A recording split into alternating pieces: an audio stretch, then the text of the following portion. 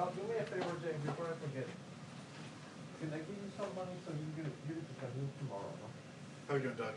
You're gonna be here tomorrow, no? We'll give her 2 minutes. It's $30. Okay. Thank you. Before I forget. Did you say there is one? What's that? Did you say there is one? They will give us one. No, that's.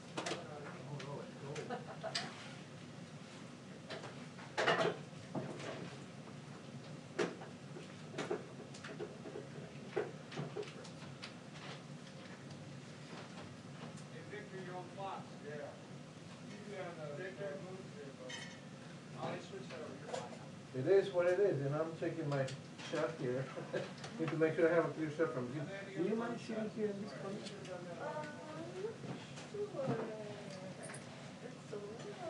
Right there is fine. Okay, Right, that's right. okay. Thank you.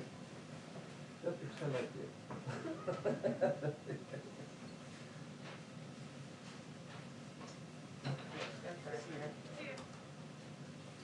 Feels intimidating. Wait, what? This is our Come on, usual. Ed. I can't think of the last time I actually seen it. Hate to see you get thrown out before the game's over. Can be the last one. Maybe she'll resign. Because of the rotation, it's rare, but. Oh, for the original chair. Yes, it's to be in the actual chair that we're supposed to have. Sometimes a few days on, Yeah. weekend or.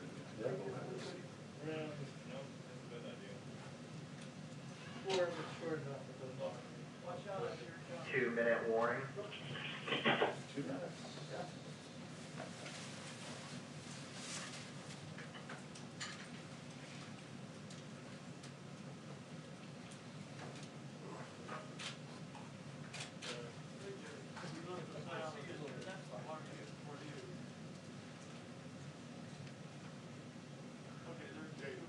Yeah. Yeah, all right.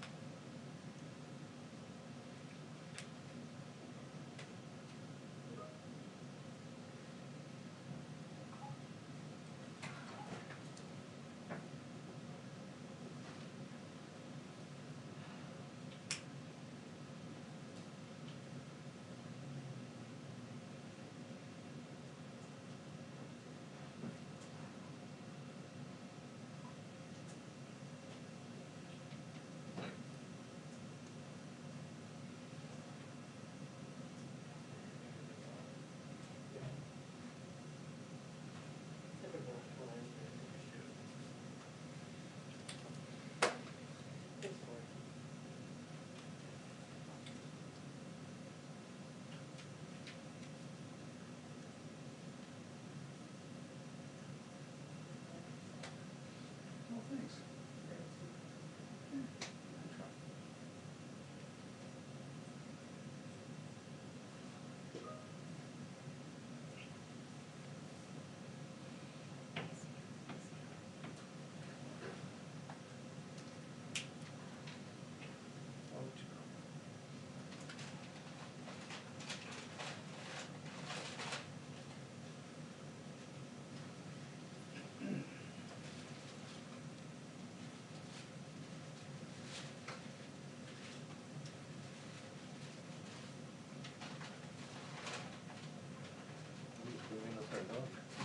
That's it. Hello. You're the director? That's not the first time that's happened.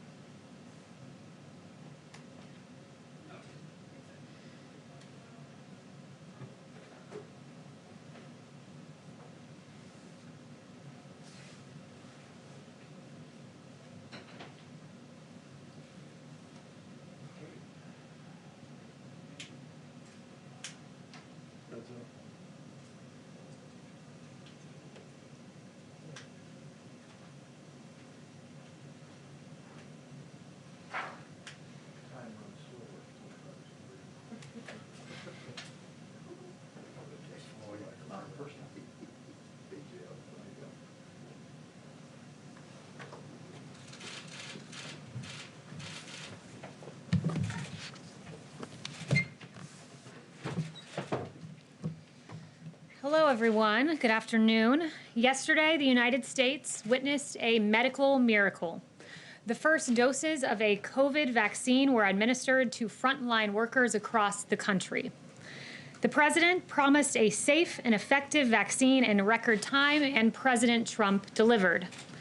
Earlier this year, we heard from several news outlets and so-called fact checks that President Trump would need, quote, a miracle to be right. That was an NBC News article. We were told, according to Healthline, quote, a vaccine will still take more than a year to develop. USA Today warned us that, quote, despite medical researchers' progress, a vaccine, quote, was more than a year away. And National Geographic even told us that achieving a vaccine within, quote, a year to 18 months would be absolutely unprecedented, end quote. These reports deserve their own fact check. False. President Trump has not only been the optimist, hopeful to achieve a vaccine by year's end, he has also been a leader. Through Operation Warp Speed, President Trump, the businessman, and the president, as the innovator, has succeeded. President Trump directed military logistics experts at the Department of Defense to partner with health experts at Health and Human Services to ensure prompt delivery of vaccines and equipment. This includes the appointment of 4-star General Perna, who oversees the global supply chain and readiness for the United States Army, as Operation Warp Speed's chief operating officer. The Trump administration supported clinical trials by working to enroll participants through NIH-funded COVID protection networks and provided funding and technical support through the National Institute for Allergy and Infectious Disease and Biomedical Advanced Research and Development Authority. President Trump also directed industrial-scale manufacturing of vaccines to take place at its own risk before knowing whether these vaccines would be successful. It was a novel approach, indeed, to vaccine development led by President Trump. The results of these historic investments will benefit the American people and will mark the beginning of the end of the pandemic. As the first doses of the vaccine are delivered and administered, we urge all Americans to continue to wash your hands, socially distance, wear a mask when you are unable to do so. We also encourage those at the state level to improve the early and aggressive use of monoclonal antibody treatments, especially among vulnerable Americans. The Trump administration led the way, approving monoclonal antibody treatments for outpatient use, issuing 2 emergency use authorizations in November. Additionally, through HHS's Office of the Assistant Secretary for Preparedness and Response, monoclonal antibody patient courses have been allocated to all 50 states. Together, these steps can play a significant role changing the course of the virus. Thank you to President Trump, and with that, I will take questions. Ben. Kayleigh, now that the Electoral College has voted, does the president acknowledge that Joe Biden is the president-elect? Does he have any plans to invite him here to the White House? The president is still involved in ongoing litigation related to the election. Yesterday's vote was one step in the constitutional process, so I will leave that to him and refer you to the campaign for more on that litigation. What is his reaction to Leader McConnell today congratulating Joe Biden and calling him the president-elect? I haven't gotten the president's reaction to that yet, but the president, again, is pursuing ongoing litigation, would refer you to the campaign for further. And what's the path forward, though, for litigation? If the votes have been certified, if the Electoral College has voted, there doesn't seem to be a legal recourse at this point. The campaign would have more specifics for you on legal recourse, but yesterday was one step in the constitutional process leading up to the January 20th date in the Constitution. Steve. Does the president plan to take the vaccine, and will he do it in a public way to inspire confidence among people? So the president currently at this moment has said he is absolutely open to taking the vaccine. He's been emphatic about that to me privately and to you all publicly. But he did recently recover from COVID. He has the continued protective effects of the monoclonal antibody cocktail that I mentioned. And he will receive the vaccine as soon as his medical team determines it's best. But his priority is frontline workers, those in long-term care facilities, and he wants to make sure that the vulnerable get access first. Yes. Wouldn't him taking the vaccine set an example for Americans to give them confidence? Dr. Fauci, as well as Montez Salui, both said today that they think President Trump should get the vaccine. Because for himself, would be to set an example. Will he do that? Like, why not do it just to show Americans that it's safe? Because he also wants to show Americans that our priority are the most vulnerable. There will be some senior administration officials taking it publicly to instill that confidence. It is very important. And the president, no, but you'll learn in the next few days who that is, who those individuals will be. But they will be taking it publicly to instill confidence. The president wants to send a parallel message, which is, our long-term care facility residents and our frontline workers are paramount in importance, and he wants to set an example in that regard. Do you personally take it? I absolutely would be open to taking the vaccine. As has been reported, and as I shared with some of you yesterday, the White House, it will be a very limited group of people who have access to it initially. The president's tweet indicated that the White House should receive it at a later date to, again, prioritize the most vulnerable, but some career staff, national security staff, for the purposes of continuity of government, will have access, in addition to a very small group of senior administration officials for the purpose of instilling public confidence. He has said that he thinks Americans will be able to take it if they want to take it. You're saying he's open to taking it. Is he going to encourage Americans to take it, or is he going to leave it up to Americans? Does he think Americans should get this shot? Absolutely. Look, these are vaccines that he oversaw the development of. He has great confidence in. He wants to see all Americans get this vaccine, and he wants to see the most vulnerable among us get it first. But absolutely, he will be encouraging Americans to take this. Yeah. David. Do you know specifically when the president will veto the National Defense Authorization Act, when he's going to send the paperwork over? And why would he veto that, given the fact it passed on veto-proof majorities in Congress? So he still does plan to veto the NDAA. Don't have a timeline for you on that, but he does plan to veto it. He wants to make every effort to protect our military men and women, and will prioritize military funding in the big omnibus bill. But he also has other important priorities and I should say problems with the NDAA beyond just the absence of Section 230 repeal and beyond the inclusion of the Warren Amendment. One of the provisions of concern is provisions about troop withdrawal and deployment in Afghanistan, South Korea, and Germany. And so there are a number of provisions that he is. Said it was weak on China, but no Republican really seems to agree with on that. Why does he think the bill is bad on China? So by not including a Section 230 repeal, what you're in effect allowing is Twitter to continue to not censor Chinese propaganda. Recently, there was a tweet by the U.S., the Chinese embassy in the United States, about the Xinjiang province and allowing all citizens to enjoy the same rights, including freedom of religion. That clearly is not the case, as the Uyghurs have been absolutely tortured in that province. There was another tweet that they allowed about the virus originating in Wuhan. They said it did not originate in Wuhan. That obviously is Chinese disinformation, and the president's priority is to ensure that that isn't permitted. Yes. Did Leader McConnell give the president a heads up that he was going to talk about Biden on the floor today? I'm not sure if he had any call with him prior to making that statement. Okay, and is Secretary Mnuchin or Chief Meadows going to be involved in this bipartisan meeting that's happening on the Hill today at 4 o'clock about COVID relief? I believe it's just congressional leaders meeting, but I'll get back to you if there is a White House presence there. But what I can tell you is that the White House has had a continuous presence in the stimulus talks leading on this for months, trying to get this phase 4 passed. And when I spoke with the chief about this again this morning, he noted that Nancy Pelosi has really been standing in the way of a deal going back prior to the election, when she was anti-stimulus checks, something the president has been vocal about wanting. And then after the election, according to her, quote, she can now support these checks because of a, quote, new president, were her words, which is appalling to think that politics was playing into COVID relief for the American people. And she stood against liability protection. This is protection for our small businesses so that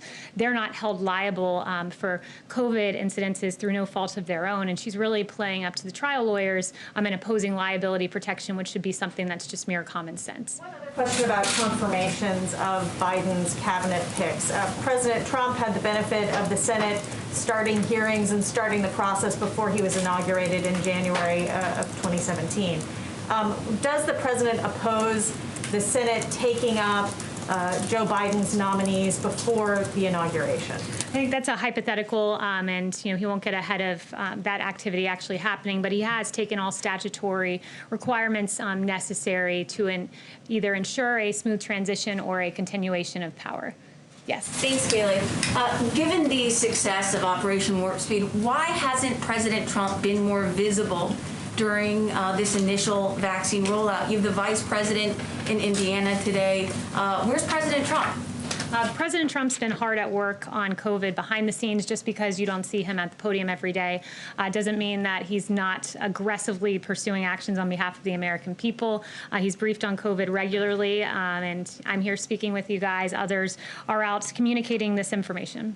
Yeah. Could you comment on the Russian hackers breaching several federal agencies? How serious was this breach, and is the Trump administration considering retaliating? Look, the U.S. government, we're aware of all of these reports. We're taking all necessary steps to identify and remedy any possible issues related to the situation. As one step in that process, CISA has issued an emergency directive on Sunday night for all federal civilian agencies to review their networks for indicators of compromise and disconnect or to power down SolarWinds Orion products immediately. So we are taking a hard look on this and obviously take any sort of cyber hacks very seriously. And just one more question on Russia. Since Russian President Vladimir Putin has congratulated President-elect Joe Biden, any comment on that from the Russian president? No comment on that. I'll leave it to the president to react to that. Has he spoken to President Trump? Not that I'm aware of, no. Let's see. David. Does the president intend to run for election in 2024, and would you like to be part of that campaign? I will leave that to the president, but he's still pursuing ongoing litigation at the moment for this election. Yes. Todd. Thanks. President Trump supported the Texas lawsuit at the Supreme Court, and a lawsuit that President-elect Biden called an assault on democracy. How is it not anti-democratic to try to nullify 20 million votes? I think pursuing legitimate litigation through the judicial system is in no way assaulting democracy. In fact, it's using Democrat institutions in the manner they are to be used to pursue legitimate claims with sworn affidavits and additional evidence. But I do think what is an assault on democracy are the 4 investigations into President Trump over Russia collusion that turned up nothing. I mean, Mueller alone, you had 19 lawyers, 40 FBI agents, 2,800 subpoenas, 500 search warrants, millions of taxpayer dollars, all to find no collusion. And the investigation into President Trump began far before he was even elected president of the United States. And his intel briefings in the transition period were even weaponized against him. An insurance policy from Peter Strzok was put in place against this president prior to him being elected. That is what is an assault on democracy. Blake. Kayleigh, I want to ask you about COVID relief negotiations, but just to hone down on what was asked about the vaccine, yes or no, we should expect to see President Trump take a coronavirus vaccine before January 20th and do so on camera? He will take it when health experts and his White House doctor ask him to do so and says it's the appropriate time. He is very open to taking this, but also wants to prioritize our frontline workers. Since you brought up the vaccine, before you get to your next question, one thing I do want to make clear is that there are 2.9 million doses of the Pfizer vaccine that have gone out. In 21 days, there will be an additional 2.9 million of those doses, because of course the Pfizer vaccine is 2 doses. And there are going to be rolling updates and shipments of the vaccines. Of course, we've secured millions in advance. And this Friday, there will be 4 million Pfizer vaccines going out. We are hopeful that Moderna gets approved. The FDA said that the data looks good. We're waiting for that EUA. So hopefully there will be that EUA and then an additional 6 million Moderna doses out next week. So 10 million doses out next week. And I want to emphasize, just stepping back from a macro perspective, because it is so impressive what this president did, making these agreements in advance. And he secured not just tens of millions of doses, but in fact, hundreds of millions. There's the 100 million with Pfizer. There's 100 million with Moderna. We've secured another 100 million from Moderna. We're hopeful that we will get an additional 100 million from Pfizer. I think we will. And then Johnson & Johnson is nearing the end of its phase 3 clinical trial. That's another 100 million doses secured, with hundreds of millions doses more if needed. And then AstraZeneca, which is in phase 3 clinical trial, 300 million doses secured. So it's a really impressive achievement what this president has done. But what's your next question? Negotiations. So there's this meeting this afternoon, the Big Four up on the Hill. We're told, by the way, that Secretary Mnuchin will be there.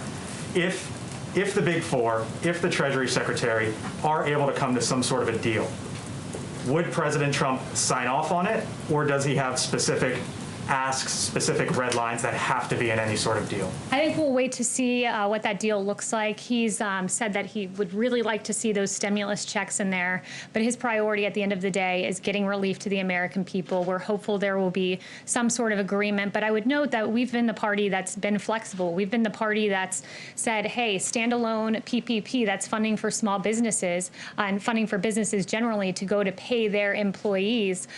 We've had a standalone bill that we supported there. We had a standalone unemployment insurance bill. So we've been the party that's been flexible in this. Clear, if there is a deal that doesn't have direct payments, the president would support it or not? I'm not going to say if that's a red line or not. I won't get ahead of the negotiations, but I'll just say that we are hopeful there is a deal there that the president can then look at and support.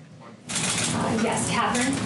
Does the White House have any comment on Rudy Bailey, the security director who had his leg amputated due to COVID? Yeah, our heart goes out to his family. They've asked for privacy, and he is recovering from what I understand. We're very pleased to see that, but he and his family will be in our prayers. And has the president had a chance to speak with him? I'm not sure if the president's had a private conversation with him, nor would I confirm any private conversation that he did have. Luis. Thank you. Thank you for doing this. Over the weekend, a statue of Mahatma Gandhi was desecrated by some protesters in downtown DC. This is for the second time this has happened. I would like to have your comments on that. Yeah, it's terrible. No statue or memorial should be desecrated, and certainly not one like that of Gandhi, who really fought for the values that America represents of peace, justice, and freedom. So that desecration is appalling to see. It's appalling that it's happened more than once, and we believe the reputation of Mahatma Gandhi should be respected, especially here in America's capital. Ask one more? Sure. Does the president believe that the democracy in the United States is under threat? And based on the tweets, what are the electoral reforms he wants to push in this country? What was the first part of your question? I couldn't. Does the president believe that democracy in the United States is under threat? That democracy is under threat. He believes that it certainly was under assault when it comes to the investigations into his administration, the Mueller probe, the unfortunate way that our FBI was mishandled by folks like Andy McCabe, by folks like Jim Comey, and weaponized in a political way against his candidacy and then against his presidency. Yes, Charlotte. Thanks, Kayleigh. Is President Trump planning to take any action after seeing the forensic audit of the machines in Antrim County, Michigan? I'd have to refer you to the campaign on anything regarding the election. Just as far as the 2018 executive order on election interference, has he received a report yet? And when he does receive it, is any of that going to be available for the public to look at? I'm not aware of any report that he's received to that end. Yeah. Chanel. Thank you, Kayleigh. Just want an update statement on Iran, especially in light of the just signed Israel-Morocco deal. Where does the White House see that Iran's standing in the Middle East now? Especially, what is the current assessment from the White House with regards to Iran's standing in the Middle East as you continue to sign Middle East deals? Are they going to strengthen? Is it weakening? What is the current White House assessment on Iran? Yeah, as the region increasingly comes together through these peace deals, which Senior Advisor Jared Kushner, Avi Berkowitz, and others, National Security Advisor Robert O'Brien deserve a ton of credit for. It's remarkable. But as the region continues to come together, our maximum pressure campaign continues to be effective. Iran is increasingly isolated and weakened. And when President Trump came into office, you know that the region was in extreme turmoil. ISIS had a caliphate in Iran Iran's proxies were wreaking havoc. Since taking office, President Trump has worked to rebuild trust with our regional partners and identify their shared interests. And unlike the previous administration, which gave Iran piles of cash and a deal with a sunset provision that would have allowed them to get nuclear weapons, this president has isolated Iran, and he's done it through 4 peace deals, which is 4 more than his predecessor. But it's unfortunate that it doesn't give much coverage in the mainstream media. But I guess we shouldn't be surprised, because in the last 24, 48 hours, there have been quite a few stories that have not gotten a ton of coverage in the mainstream media. As former White House Press Secretary Ari Fleischer said, bias is often found in stories the press does not cover. And last week we found out that Democrat Congressman Eric Swalwell was infiltrated by an alleged Chinese spy. This spy cozied up to Swalwell, raised funds for his 2014 campaign, and even planted an intern in his office. And that relationship continued until the FBI briefed him in 2015, and that was some very good reporting done by Axios. But after entangling with this spy for years, Swalwell hypocritically went on to be one of the lead instigators of the Russia collusion hoax and the impeachment sham. Swalwell wrote this on his congressional webpage: President Trump and his team are directly and indirectly tied to Russia. That was not true. He then said in September of 2020, the president has a compromised relationship with Russia. Untrue. April of 2019, he said President Trump certainly acts on Russia's behalf and acts like Russia's leader. Not true. January 2019, Eric Swalwell said it's pretty clear President Donald Trump is an agent of Russia. Not true. And Swalwell shamelessly claimed Donald Trump Jr. and Jared Kushner had an eagerness and a willingness to work with the Russians during the 2016 election. Again, it was false. In 2019, he falsely claimed this yet again when inquired about collusion by a reporter. And these baseless attacks were false, yet covered breathlessly by the media. There was no coverage, however, of Swalwell being the one implicated with not Russia, but China. In fact, the New York Times website, as of this morning, had not one result for Eric Swalwell's ties to Chinese spies. Not one result. And when the Swalwell story broke, guess how many minutes of coverage it got on ABC, NBC, MSNBC, and CBS? 0. CNN devoted 3 minutes and 16 seconds to it. However, it was covered on Fox. Interesting pre-election and post-election coverage, too, on the Hunter Biden scandal, which was not covered at all by many outlets in the lead up to the election. In fact, on October 15th, you had a New York Times headline that said, Trump said to be warned that he was being given Russian disinformation over Hunter Biden. Now, December 10th, just a few months later, New York Times headline, investigation of Hunter Biden is likely to hang over Biden as he takes office. Washington Post on October 16th, the headline read, the truth behind the Hunter Biden non-scandal. Now you have the Washington Post headline that says this, Hunter Biden tax probe examining Chinese business deals. Politico, October 19th, Hunter Biden's story is Russian disinformation. That's a favorite. Dozens of former intel officials say, false yet again. December 2nd, now Politico reads, Justice Department's interest in Hunter Biden covered more than taxes. Really interesting turn of events, and good for those who covered what was a story all along and not Russia disinformation. Isn't it hypocritical for you to accuse others of disinformation when you spread it every day?